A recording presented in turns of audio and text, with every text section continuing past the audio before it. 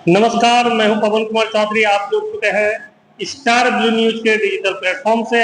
हमारे साथ जन सुराज संगठन के मुंगेर जिला अध्यक्ष अनितेश कुमार जी हैं। अनितेश जी, सबसे पहले तो आपका स्वागत है हमारे चैनल पर। पवन जी, आपका भी और स्टार ब्लू न्यूज के दर्शक का भी स्वागत है, अभिनंदन है।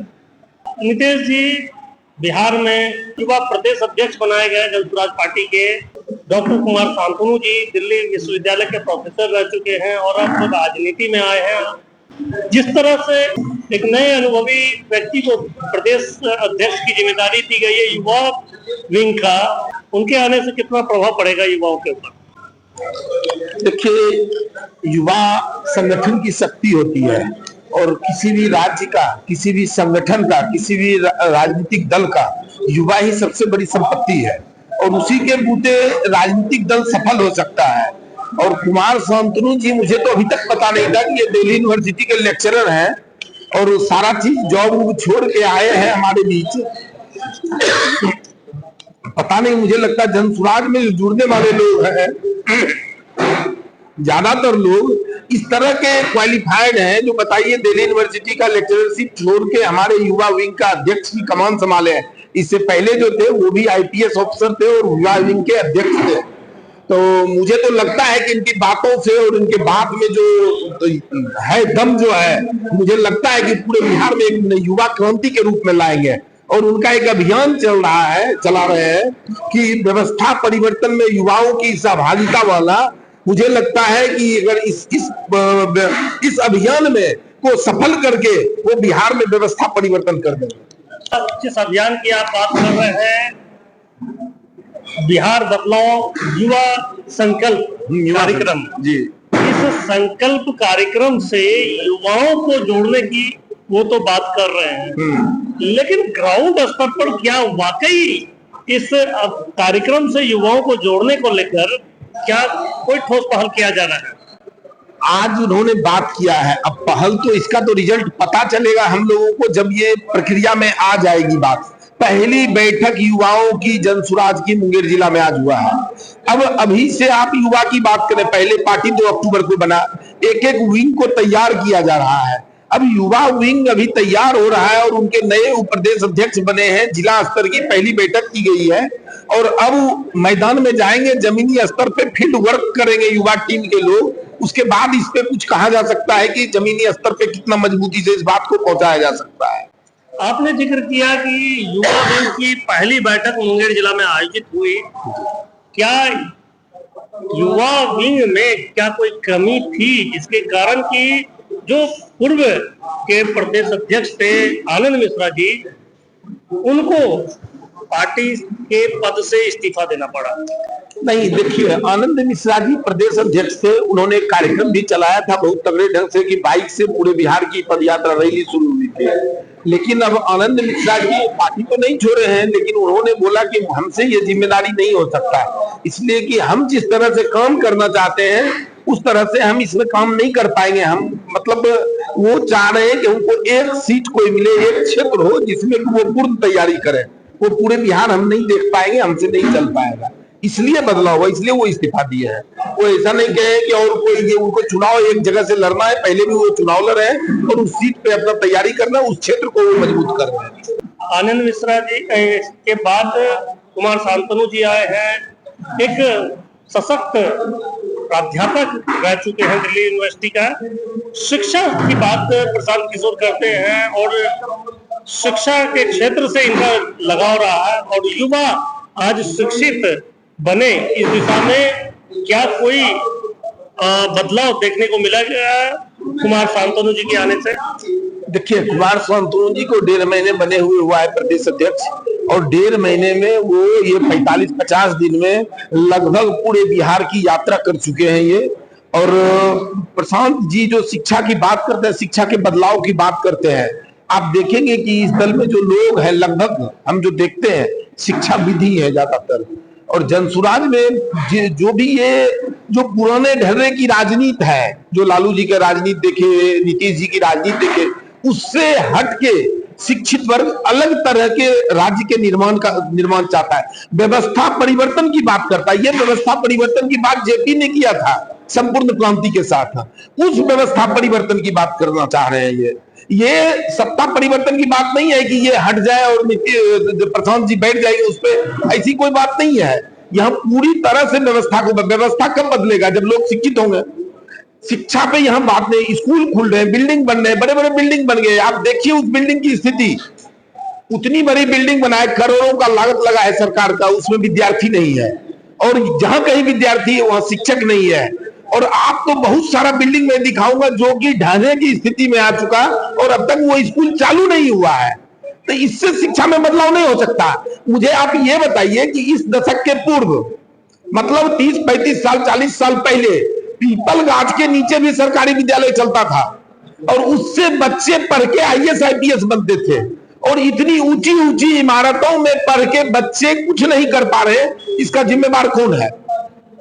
इस बदलाव की आवश्यकता है। यह बदलाव होगा कहां से? जब तक युवाओं में और महिलाओं में और हर लोगों में यह जागरूकता नहीं आएगा कि यह बिहार मेरा है, यह मुंगेर मेरा है और इसको बदलना मेरी जवाबदेही है। जब तक इस तरह की बदलाव, इस तरह की सोच, इस तरह की व्यवस्था परिवर्तन की बात नहीं किया जाएगा, तब तक यह संभव नहीं है। और ये सरकार जाति के नाम पे राजनीति करके अपने अपने हिस्से का वोट अपने अपने खाते में डाल दिया है। इससे न युवाओं को कुछ मिला। इस 35-40 साल से युवा पूरी तरह से बेरोजगार बन के पलायन कर चुका है इस राज्य से। किसी ने ध्यान नहीं दिया उस युवा पे, और हम लोगों की आदत पड़ चुकी है कि वोट डालना है, अपने अपने नाम पे वोट डाल देना है, जिस पार्टी के जो समर्थक है उस नाम पे वोट डाल देना है। कोई व्यक्ति, अब आप देखिए ना स्थिति क्या है, व्हाट्सएप में पढ़ के बात कर रहे हैं हिंदुस्तान पाकिस्तान की, बात कर रहे हैं यूक्रेन रसिया की। अरे हमारे घर में हमारा बच्चा भूखे मर रहा है, उसको रोजगार नहीं है, और हम बात कर रहे हैं यूक्रेन रसिया की।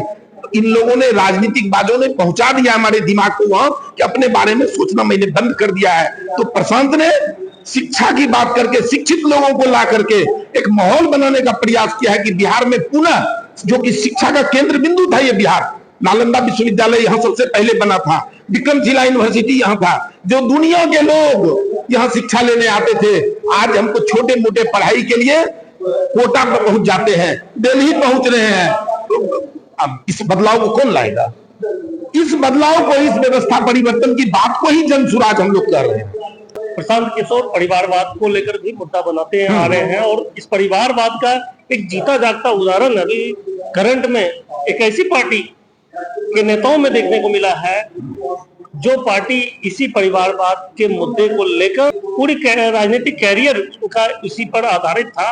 यानी कि मुख्यमंत्री नीतीश कुमार जिस जदयू को लेकर चले आए, यहाँ तक लाए हैं, उस जदयू का भी लगातार लड़ाई इसी परिवारवाद के खिलाफ था। अब इसी पार्टी के नेता संजय झा अपने बेटियों को इस परिवारवाद के नक्शे कदम पर चलते हुए सुप्रीम कोर्ट में सरकारी वकील बनाते हैं।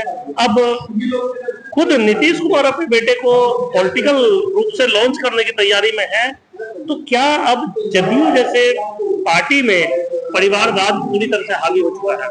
देखिए, ये समाजवादियों का जन्म ही हुआ था कांग्रेस के खिलाफ परिवारवाद के विरोध में, कि नेहरू गांधी का परिवार ही केवल इस देश में राजनीति कर रहा था। इसके विरोध में, इसी परिवारवाद के विरोध में समाजवादी दल का जन्म हुआ था। और समाजवादी राजनीति के तहत इन लोगों ने, जितने लोग आए उसमें सब परिवारवादी निकले। वो लालू यादव की बात करें तो खुद लालू जी, फिर उनकी पत्नी, फिर उनके बच्चे, फिर उनकी बेटी। उसके बाद आप बात करें लालू जी से हटेंगे तो आप मांझी जी पे आइए। मांझी जी है, मांझी जी के बेटा हो गए सेठ, उनकी पुतहू हो गई सेठ। अब बात कीजिए अभी अशोक चौधरी जी की। अशोक चौधरी के पिताजी कांग्रेसी हुआ करते थे, कांग्रेस के कोटे से मंत्री विधायक रहे, फिर अशोक चौधरी कांग्रेस के कोटे से एमएलसी बने, फिर जदयू के कोटे से आज मंत्री और एमएलसी है। उनकी बेटी लोजप्पा के कोटे से सांसद है, और अभी नए में अभी दमाद को सदस्य मेंबर बनाए हैं न्यास बोर्ड के। अब आप खुद सम्राट चौधरी की बात, इनके पिताजी शोकनी चौधरी कांग्रेसी थे, कांग्रेस से वो समाज जनता दल में आए थे, जनता दल से जदयू के नेता बने, फिर इनका पुत्र राजद में रहा, राजद से जदयू में आए, जदयू से भाजपा के आज उप मुख्यमंत्री बने हुए हैं। ये बिहार जो प्रशांत जी कह रहे हैं, ये 1200 परिवार की का ही मात्र राजनीतिक अस्तित्व रहा है इस राज्य में, वो 100% 100% ये 1200 परिवार ही है। और इन लोगों ने समाजवाद के नाम पे, परिवारवाद के नाम पे राजनीति शुरू करके उस राजनीति को अपने परिवार में सिमटा के रख दिया और इस देश की, इस राज्य की राजनीति को अपने परिवार में बांध के रख लिया। और आप किसी की बात करें, बहुत लोगों ने कहा कि सायन कुणाल तो उनके पिता का वो क्या कहते हैं, उनको आरएसएस ने बना दिया। मुझे ये बताइए, मैं मानने तैयार हूं कि किशोर कुणाल साहब बहुत महान व्यक्ति होंगे और थे, लेकिन इसका मतलब उन्हीं का पुत्र महान होगा ये कोई निश्चित बात नहीं होता। ये कोई बात नहीं है कि अब उनके पुत्र को मान लिया। जब मेरे दादाजी शहीद हुए, मेरे परदादा शहीद हुए आजादी की लड़ाई में, तो क्या इस देश की सारी बात मैं ही केवल करने का अधिकारी हूं? उनके उत्तराधिकारी के रूप में मुझे ही देश से सुपुर्द कर दिया जाए, और अगर ऐसा किया जाता तो किया क्यों नहीं गया? इसलिए ये बात पूरी तरह गलत है। और इस तरह से, और इस देश में लोगों का भी, ये सामाजिक विचारधारा के जो लोग, राजनीतिक विचारधारा के लोग, जो कोई जनसंघी है, कोई आरएसएस के है, कोई जदयू के है, वो विचारधारा वाले लोग भी उनका जिंदाबाद करते हैं। अब ये बताइए कि नीतीश जी के बहुत सारे साथी है इस राज्य में जो उनके योग्य है, उनके समकालीन है, उनकी बात उनके उम्र के समकालीन नेता उनके पुत्र का जिंदाबाद कर रहे हैं कि वही मुख्यमंत्री बन सकता है। अपनी बात सोच ही नहीं रहा है यहाँ कोई। आप अपने बारे में इतने दिन से ये 50 साल 60 साल का लाइफ राजनीति को दिए, क्या करने के लिए दिए हैं? आप अपनी बात क्यों नहीं कर रहे कि मैं भी मुख्यमंत्री बन सकता है? ये स्थिति पैदा हो गई है कि राजा का बेटा ही राजा बनेगा, ये यहाँ के दिमाग में सेट कर दिया गया है। इससे अलग हटके कोई बात सोच नहीं पा रहा है इस देश के राजनीतिज्ञ। तो ये बड़ा अफसोस की बात है और दुखद बात है। आगामी 2025 विधानसभा चुनाव में जनसुराज इस परिवारवाद के मुद्दे को अपना चुनावी मुद्दा बनाकर बिहार में व्यवस्था परिवर्तन के लिए आगे आएगी। देखिए, मेरा पहला चुनावी मुद्दा है कि जो पलायन को रोकना, 100% इस राज्य के पलायन को रोकना, इसके बाद ही कोई मुद्दा बनेगा। परिवारवाद तो आज का मुद्दा नहीं है, वो मुद्दा बना बनाया हुआ है और उस मुद्दे पे राजनीति तो होगी और हो भी रहा है। शुरू से उसी परिवारवाद के मुद्दे पे राजनीति होगी, यहाँ तक राजनीति पहुंचा। लेकिन जो लोग उस मुद्दे पे राजनीति करते हैं वो खुद परिवारवादी हो जाते हैं। तो मैं उस पे अभी पहला है यहाँ का जो मुख्य मुद्दा रहेगा, पलायन को रोकना, वृद्ध जनों को 2000 रुपया पेंशन दिलाना, किसानों को उचित मूल्य फसल का दिलवाना और महिलाओं को रोजगार देना, और रोजगार से जो के लिए जो पैसे की आवश्यकता है उसकी व्यवस्था सरकार को करना, और लड़के को, युवाओं को, पढ़ने वाले बच्चे को विश्व स्तरीय शिक्षा हर प्रखंड में उपलब्ध कराना। मुख्य बिंदु मेरा ये 5 है राजनीतिक बिंदु। इसके बाद इस तरह के मुद्दे, परिवारवादी मुद्दे या इस तरह का जो भी भ्रष्टाचार का मुद्दा, जो बिहार की स्थिति है, जो जाइए आप ब्लॉक में सर्वे की स्थिति है, किस तरह से लूट मचा हुआ है, ये सब मुद्दा तो है ही है। इस मुद्दे को लेके जाएंगे जनता के बीच। आज प्रशांत किशोर 2025 विधानसभा चुनाव में मुख्य रूप से पलायन, रोजगार, शिक्षा, इन मुद्दों के आधार पर बिहार की जनता के बीच जाएगी। और अब देखना है कि क्या वाकई बिहार की जनता इन मुद्दों पर प्रशांत किशोर और जनसुराज के साथ खड़ी दिखती है या नहीं। हम आगे भी इन खबरों पर अपनी नजर बनाए रखेंगे। जुड़े रहें स्टार W न्यूज के डिजिटल प्लेटफॉर्म से। तब तक के लिए धन्यवाद।